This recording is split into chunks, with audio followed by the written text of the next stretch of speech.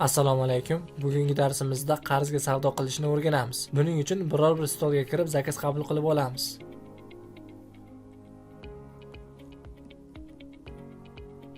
So'ngra oplata tugmasini bosamiz. Va bu yerdan klient tugmasini bosamiz. Bu yerda dastur bazasiga kiritilgan mijozlar ro'yxati mavjud. Agar yangi mijozni qo'shmoqchi bo'lsak, plus tugmasini bosib, unga tegishli ma'lumotlarni kiritamiz.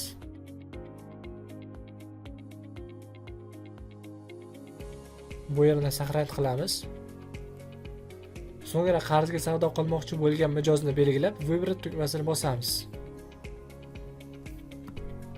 Va bizdan naqd hamda karta orqali to'lov usullariga qo'shimcha dolg, ya'ni qarz usuli ham qo'shiladi. Mijozning xohishiga qarab bu yerda to'liq qarzga oplata qilish yoki bir qismini naqd yoki karta orqali to'lab, qolgan qismini qarzga kiritish mumkin. Bunda dastlab mijoz to'lamoqchi bo'lgan summani kiritamiz hamda dolgni ustiga bosamiz.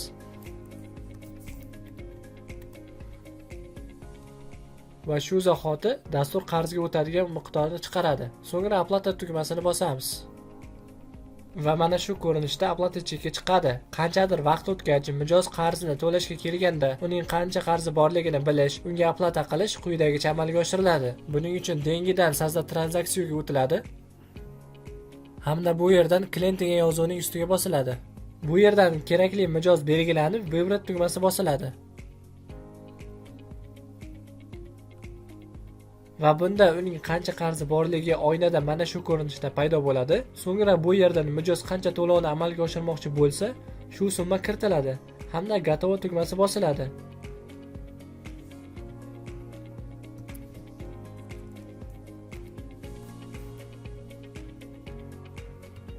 Shuningdek, bazada mavjud mijozlarning qancha miqdorda qarzi borligini ko'rish kerak bo'lganda, отчетdan взаиморасчёты klient ta'miga o'tiladi.